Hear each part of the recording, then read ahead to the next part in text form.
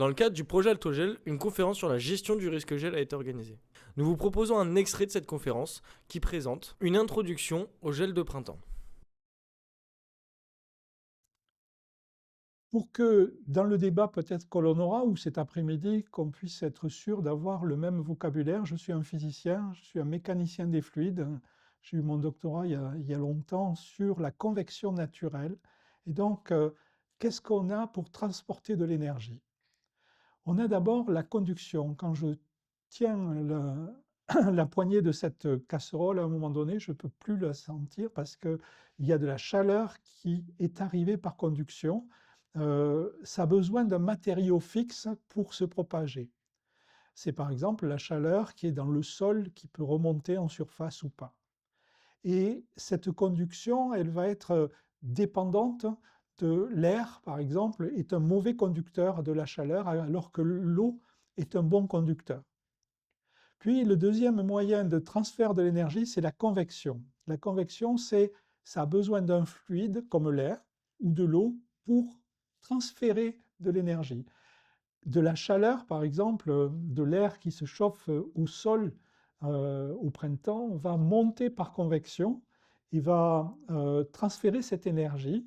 Pendant la nuit, au contraire, l'air qui se refroidit au contact va descendre et va aller vers cette rivière dont vous parliez tout à l'heure, vers les bas-fonds. C'est donc la convection naturelle qui transfère cette énergie dans de l'air ou dans de l'eau. Et puis le troisième, qui n'est pas le plus important, mais à un moment il l'est, puisque pendant le jour, le soleil nous réchauffe par rayonnement, et lui, il a besoin de vide. Dès qu'il y a un nuage, eh bien, ces photons vont être absorbés. Et puis, il faut savoir que les longueurs d'onde dans le visible et pendant la nuit sont différents. Les paquets d'énergie ont des dimensions différentes. Et par exemple, la nuit, quand j'ai un filet paragrèle, s'il y a de l'eau dessus qui s'y met, ou s'il y a du givre, les photons d'infrarouge ne pourront plus le traverser, seront absorbés. Alors que s'il est juste vide d'air, parce qu'il n'y a pas d'eau, eh bien, ça le traversera.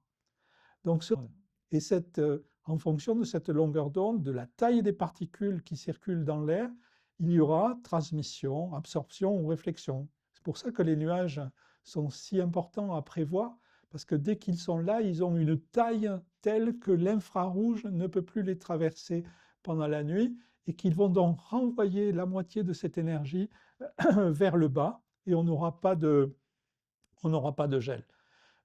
C'est aussi pourquoi les particules doivent avoir une taille donc supérieure. Euh, Si vous pensez, et c'était le cas dans le Bordelais, que la fumée est un moyen, comme le nuage, d'empêcher le gel, eh bien, détrompez-vous. Les tailles de particules de la fumée ou des brouillards qui sont supposés faits ont une dimension tellement petite que le rayonnement infrarouge traverse. Et je vous prouve. Ce graphique, je ne l'ai pas encore changé. Il a été fait à la fin des années 90. Aujourd'hui, je rajouterai des choses sur la partie basse. Donc le gel, c'est un bilan d'énergie au sol, près de la plante, qui est négatif. C'est ce qu'on appelle le gel de rayonnement. Il est dans des conditions où il n'y a pas de nuages. C'est plutôt de l'air froid qui descend du pôle Nord. C'est plutôt une masse d'air froid qui est passée sur les terres où il ne s'est pas humidifié. Si on a de l'air qui arrive chez nous dans le sud-ouest de l'océan, il s'est humidifié par l'évaporation de l'océan et on aura plutôt de la pluie. Là, on a de l'air froid et sec qui nous arrive. Vers 10 000 mètres, il est à moins 56. Vers 5 500 mètres, il est plutôt à moins 20, moins 25. Et vers 1 500 mètres, on sera plutôt à moins 5. Il n'y a pas de vent pour brasser l'air des basses couches. Parce que s'il y a du vent, comme il y en a pendant la journée, ou par convection, il y a de l'air chaud qui monte, et du coup, cet air chaud qui est monté est remplacé, ça crée du brassage. Cet air n'est plus brassé, et il y a ce qu'on nous a expliqué avec les niveaux d'inversion. Il y a la mémoire de l'air chaud en altitude et le froid qui vient s'accumuler dans les bas-fonds. Ces pertes thermiques par rayonnement, en fin d'après-midi, le soir, quand le soleil se couche, elles peuvent atteindre 300 watts par mètre carré. Le soleil, c'est 700, 800. Et pendant la fin de nuit, ça sera autour de 150 watts. C'est fonction de la température en degrés K à la puissance 4, donc ça bouge beaucoup. Les pentes de baisse de température en début de nuit sont beaucoup plus importantes que celles en fin de nuit. C'est certainement dû à cela. L'hygrométrie, on va dire qu'elle est faible, peu de rosée, peu de givre, surtout pas de brouillard. Parce que si l'hygrométrie est très élevée avec un peu de vent, on aura facilement du brouillard qui se formera. Donc on est dans ces conditions sèches. Et à ce moment-là, un facteur qui va différencier les températures, c'est la quantité de remontée de chaleur par conduction qui peut remonter du sol. Si le sol est nu et s'il est bien tassé, il peut remonter 80 watts, peut-être 100 watts par mètre carré en début de nuit. Comparé aux 300 ou aux 150, ça va faire une différence. S'il est enherbé, en fonction de l'état hydrique de ce sol, on pourra avoir, si le sol est sec, entre 30 et 60 watts par mètre carré. Et si le sol est paillé ou mulché, on m'a parlé d'un mulch ce matin, eh bien la paille est un isolant, il y a de l'air à l'intérieur, cet air empêche la chaleur de monter et on aura un flux de perte par rayonnement qui ne sera pas du tout compensé. Ce sol va se refroidir, le végétal, tout se refroidit, de l'air va se refroidir à son contact, cet air va devenir plus froid, il devient plus dense, il va glisser par convection et il va tenter d'aller plus bas jusqu'à trouver une haie, passer par-dessus cette haie et venir dans les bas-fonds, où si les sols ne peuvent pas remonter de l'énergie, on pourra avoir donc ce refroidissement. Voilà des mesures qui ont été faites par Snyder et Melo Andreu au Portugal, dans la région de Bragança, où on voit l'évolution depuis l'après-midi ou depuis le matin de l'évolution de la température, où au ras du sol, on voit bien que c'est le sol qui, en se refroidissant par rayonnement, refroidit par conduction l'air froid. Et comme l'air froid là ne monte plus par convection, on n'a vraiment que du rayonnement plus de la conduction, puisque dans l'air, malgré tout, il y a de la conduction. Et ce phénomène-là nous amène à ce gradient de température, cette différence de température qui peut atteindre 3, 4, 6 degrés. On parlera d'ailleurs de plafond d'inversion pour le moment où la température ne change pas. Et en altitude, donc, ce que j'ai l'habitude de dire, c'est que ça a la mémoire de la température de la veille. Et cette mémoire peut être une source d'énergie, puisque souvent, c'est un endroit qui est avec de l'air chaud, et c'est la tour avant qui va profiter de ça. Au contraire, j'ai parlé de gel de rayonnement, et j'ai parlé de gel de rayonnement qui souvent est appelé gelée blanche, parce que même si l'hygrométrie n'est pas trop importante, on aura toujours de la rosée, on aura toujours du givre, qui fait ce blanc qui apparaît lorsque la Lune est là ou que le Soleil se lève.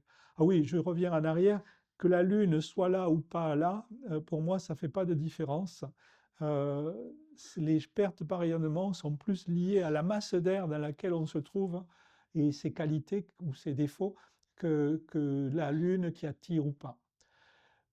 La gelée noire, c'est une masse d'air qui est plus froide que le sol. Les gelées noires dans le sud-ouest, on n'en a pas eu souvent. Il y a eu février 56, il y a eu peut-être janvier 85 et 7, mais pour moi, c'est quelque chose, la masse d'air froide arrive et c'est après, quelques heures après, quelques jours après, où cet air froid, cette masse d'air qui stagne sur une région, va permettre les pertes par rayonnement qui vont se rajouter au-dessus. Cependant, si on a la malchance de se trouver sur la trajectoire d'une masse d'air froide qui est, mettons, à 100 mètres d'altitude, déjà à -3, -4, ça veut dire que quand elle va arriver, les sols progressivement vont être léchés par cette air qui va, à ce moment-là, là il y a la convection. L'air au contact du sol va monter par convection et ça va augmenter la vitesse du vent qui sera pas continu, mais qui sera par rafale et qui pourra donc transmettre de l'énergie. Et la troisième gelée, c'est celle que nous appelons la gelée d'évaporation. Elle est, comment dire, elle peut se produire pendant du gel de rayonnement, mais elle va être liée à une turbulence avec un apport d'air sec qui arrive alors qu'il y a eu un dépôt de rosée ou qu'il y a eu du givre déjà qui s'est formé. D'ailleurs, ça, c'était une des questions sur les bactéries glaçogènes à une époque, de réfléchir à ce lien avec. Pour moi, j'ai de la rosée ou j'ai du givre, je suis à une température sur la feuille, sur le bourgeon, qui est descendue à -2, -2,1, mais ça n'a pas gelé encore à l'intérieur des cellules. Par contre, en surface, je peux en avoir. Et puis, malencontreusement, j'ai de l'air un peu plus chaud et sec qui arrive, du moins plus sec. Eh bien, cette eau, à l'état de liquide ou solide, va s'évaporer instantanément et va, en s'évaporant, parce que c'est plus facile pour elle d'être dans l'air à l'état de vapeur qu'à l'état de solide ou de liquide, elle va récupérer de l'énergie. Comme l'air, il en possède très peu, c'est sur le végétal que ça va prendre l'énergie. Et donc ce végétal, en quelques 5 minutes, 10 minutes, il va passer d'une température où il était autour de -1, -1,5, jusqu'à -3. Et je pense que c'est un phénomène de vulnérabilité dont on ne prend pas assez en compte. Et comme la nuit, on n'est pas plus con que la nuit, hein, en fin de nuit, on est fatigué, on ne réfléchit pas, on prend la meilleure solution pour faire la plus grosse connerie qui soit, et on va dire, bon, ça fait le yo-yo pendant 3 heures, et ben, le soleil se lève dans une demi-heure, je vais au lit. Et c'est à ce moment-là que ça se produit. Et donc, comment prévoir cette gelée d'évaporation?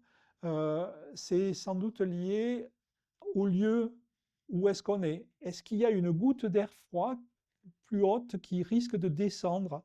Nous, dans la vallée de Garonne, nous avons ces phénomènes-là.